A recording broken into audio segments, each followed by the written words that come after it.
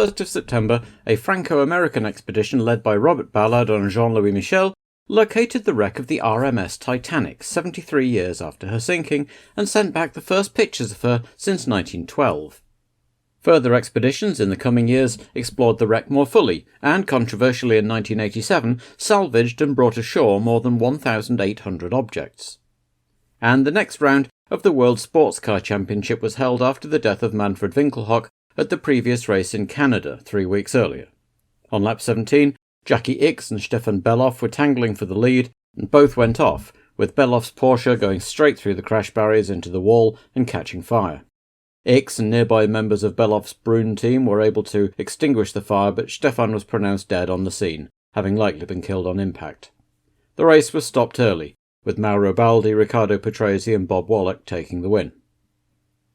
Coming so soon after the death of Winkelhock, the passing of the promising young Bellof shook the F1 fraternity. With the funeral set for the day after the Italian Grand Prix, Ken Tyrrell, describing Bellof as the best natural talent he'd seen since Jackie Stewart, withdrew his entry rather than replacing him so soon, and Zak Speed also withdrew in the absence of Jonathan Palmer, who had been injured in a separate accident at Spa. Making the field up to 26 was Alan Jones, who was here along with the debuting Beatrice Lola team, who might have hoped for a more cheerful pit lane to make their debut in, but were all experienced Grand Prix hands and perhaps glad that the attention would not entirely be on them. Over at Ligier, the sacked Andrea de Cesaris had been replaced by Philippe Streff, who had made his Grand Prix debut at the end of last year. Streff had driven for the AGS team in Formula 2 throughout 1984 while assisting the Renault team with development, and had been rewarded with a non-scoring third entry at the last race of the year in Estoril. However, it was only ever intended as a one-off, and he returned to the AGS team as they made the step up to Formula 3000 in 1985. Despite mediocre results in this difficult first season at the next level, Streff caught the eye of the French motoring press and of Guy Ligier, who was looking for a French or at least francophone driver to replace de Cesaris. It had been hot all summer in Italy, and this weekend was no exception, with the sun blazing down, so unlike at the last couple of races, nobody was in a huge hurry to get a lap time out in qualifying. Of course, the crowd are there to see one team alone, and on Friday they were disappointed as the Ferraris were distinctly off form, ending the session 6th, Alboreto, and 14th, Johansson, while Piquet and Rosberg topped the listings ahead of Mansell and Senna. Ayrton had never actually driven at Monza, having been suspended last year, so provisional 4th was a great result for him. Saturday was glorious again, and in the morning Mansell had a narrow escape when a rear tyre blew at speed, but he managed to keep control and out of trouble, but he used the spare for the timed session. Piquet went quicker than he had on Friday, but blew a turbocharger, and while the team was changing it, the Williams boys both went quicker, and it looked like a front row lockout, until Senna went out right at the end of the session and scorched round in 1 minute 25.084 seconds, including putting 2 wheels on the dirt at the first Lesmo. Piquet's turbo was replaced just in time for him to go out for a last gasp lap, only to find the track covered with oil after Bootson's BMW engine had blown up messily, so Senna had a remarkable pole position. He was a tenth quicker than Rosberg, 3/10 quicker than Mansell, and half a second over Piquet. Prost was 5th, alongside the other Lotus of De Angelis, with Alboreto only managing 7th in front of the home fans. Tambay was 8th, Sira 9th, and Johansson improved to 10th, with normal qualifying service resumed for Lauda back in 16th. Brundle was an encouraging 18th, though no doubt neither his nor the team's hearts were really in it, ahead of Streff, who outqualified Lafitte by 4/10 at his first attempt. Alan Jones managed 25th for the Lola team's debut, splitting the Rams of Aitchison and Alio. Sunday dawned duller and less sunny than the previous days, not that the cooler temperatures and lack of glare would worry the teams and drivers, and despite the underwhelming performance of the Ferraris, the crowds were out in their usual droves, with over 100,000 people packing into the parkland just north of Milan. The morning warm-up saw the McLarens fastest, while both Jones and the Rams blew engines, the latter team apparently starting to run out of their supply of hearts. Tyre wear and fuel consumption are crucial factors at Monza, and teams spent the night before poring over data and working out strategies. Brabham decided to send Piquet out on soft tyres and make a stop, and Sura on harder ones and run through, with McLaren likewise running Prost non-stop and Lauda with a stop. They all lined up on the grid with no issues, and away they went, with Piquet sluggish off the line and Senna and the Williams pair charging for the first chicane. Rosberg had his nose ahead going in, and Senna got out of shape, bouncing across the curbs and sand traps as everyone got through intact for once. Senna lost momentum, allowing Mansell to get past as the cameras watched the tail enders through the chicane, so it was Rosberg, Mansell, Senna, Prost, De Angelis, Alboreto as the top 6 on lap 1. Aitchison and Ghinzani had both stalled at the start. Kenny got going with a shove, but Piercarlo's race was over before it had started, gremlins in the electronic engine management system to blame. Rosberg started rapidly pulling away from his teammate, while Prost found himself the ham in a Lotus sandwich, and Alboreto was leading a little queue of Piquet, Warwick and Tambay, and there was plenty of jockeying for position further down the field as the cars streamed through to end lap 1. Senna, who'd thought in the morning warm-up that his engine didn't sound quite right, was holding up Prost, and the McLaren made it past at the chicane as they began lap 3. He rapidly put distance between himself and the Lotus as De Angelis also started looking for a way past. Just then, they all passed a cruising Mansell, whose Honda had developed a serious misfire. He made it back round to the pits where they found a fault in the boost pressure control, changed it and sent him back out, now 2 laps behind Rosberg.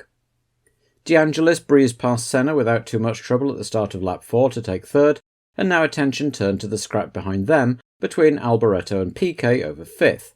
To the dismay of the Tifosi, it was again obvious that the Ferrari was holding up the Brabham, and on the main straight Nelson was through, again without too much drama.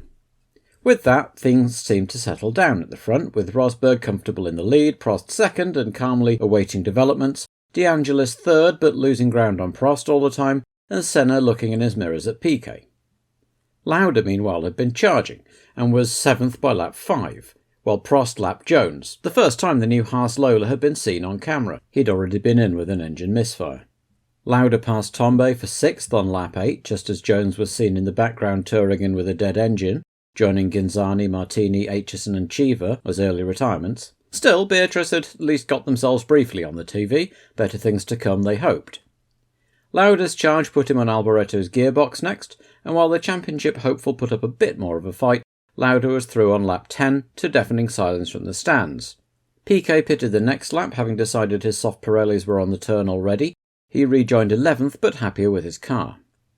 By this time, Rosberg had a 9-second lead over Prost, who in turn had a 12-second lead over De Angelis, with Lauda now 3 seconds behind Senna and gaining. Rosberg lapped Mansell, now 18th and going well. Nigel put up several fastest laps and stayed with Rosberg once he was passed. Lauda, meanwhile, was now ahead of Senna and reeling in De Angelis. That didn't take long, and Lauda was third. He was still some way behind Prost, though, with the gap on lap 25 being some 26 seconds.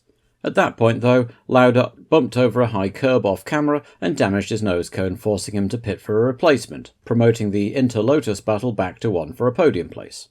Nicky had been planning to stop for tyres soon anyway, but the extra time taken wasn't in the plan and dropped him back to 10th, emerging just in time to be lapped by Rosberg.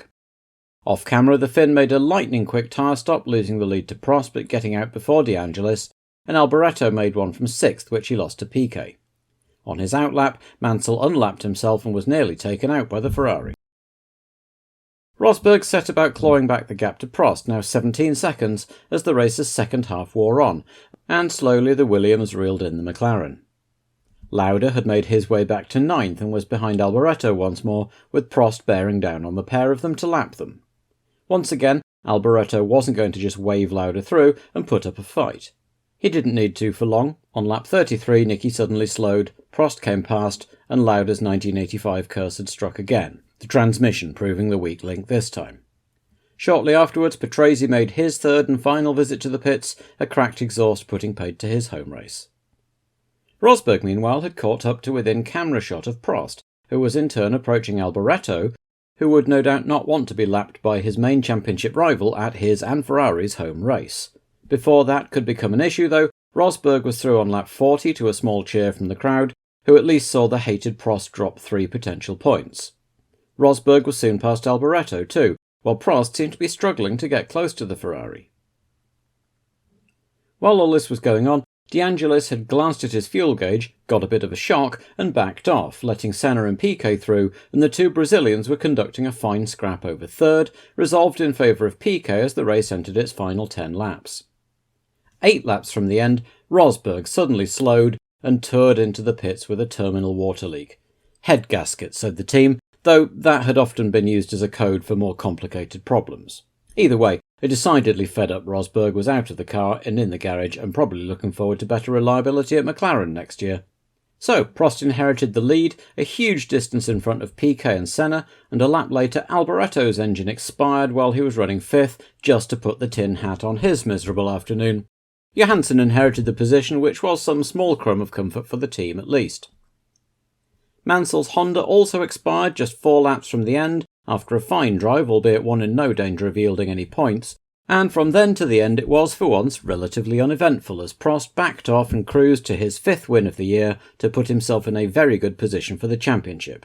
Nelson Piquet took a welcome 2nd place, Senna was 3rd after racing on indifferent tyres with a dodgy engine for the entire race, and Marc Surer, almost unnoticed, took a solid 4th for Brabham. Johansson ran out of fuel on his last lap, but having just been lapped he kept his 5th place, and he thumbed a lift back to the pits on the side pod of 6th place De Angelis' Lotus. The fans gave the hard-trying Swede the biggest cheer of the afternoon. Nonetheless, doubtless, few at the Maranello factory were looking forward to Uncle Enzo's remarks on Monday morning.